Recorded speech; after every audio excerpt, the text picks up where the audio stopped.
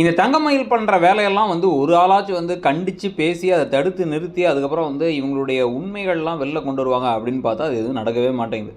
அதில் முக்கியமான விஷயமா எதிர்பார்க்குறது என்னென்னு வந்து பார்த்திங்கன்னா, அந்த குழலின்னு ஒருத்தங்க இருந்தாங்களோ அவங்க மட்டும் தான் கரெக்டான ஆள். தங்கமயில் ஓவராக வந்து பேசும்பொழுது, ஓவராக சில விஷயங்கள் பண்ணும்பொழுது, இவங்க பாப்கார்ன் சாப்பிட்றாங்க வந்து சினிமா தேட்டருக்கு போய்ட்டு. ஆனால் வந்து ஒரு பப்ஸை வந்து இவங்க வாங்கிட்டு வந்தாங்க, மீனா வாங்கிட்டு வந்தாங்கன்னா அது பெரிய குத்தம்னு ஒரு பெரிய இஷ்யூ ஆக்கி அதையும் வேறு வந்து சரவணன்ட்ட போட்டு கொடுத்து பணம் சம்பாதிக்கிறாங்கிறதுக்காக ஓவராக பேசுகிறாங்க அப்படின்லாம் ஏற்றி விட்டுட்டுருக்காங்க.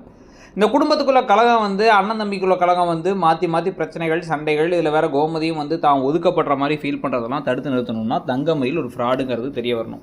அது இந்த வீட்டில் இருக்க யாராலையும் தெரிய வரல அப்படின்னா வந்து அட்லீஸ்ட் எதிர்த்த வீட்டில் இருக்க சக்திவேல் முத்துவேல் இந்த விஷயத்தை வந்து தெரிஞ்சுக்கிட்டு இந்த பொண்ணு வந்து சரியில்லை, இந்த பொண்ணுடைய உண்மையான முகம் என்ன, இவங்க எல்லாரும் வீட்டில் பொய்யை சொல்லி தான் கல்யாணம் பண்ணி கொடுத்துருக்காங்கிற விஷயத்தை இங்கே எல்லாரும் முன்னாடியும் தூக்கி போட்டு உடச்சி பாண்டியனையும் அவமானப்படுத்தி இந்த குடும்பத்துக்கே ஒரு ஷாக்கை கொடுத்து அதை வச்சு தங்கமயிலுக்கு ஒரு ஆப்பு கிடச்சா கரெக்டாக இருக்கும். உங்களுக்கு என்ன தோணுதுங்கிறத சொல்லுங்கள். தேங்க்யூ.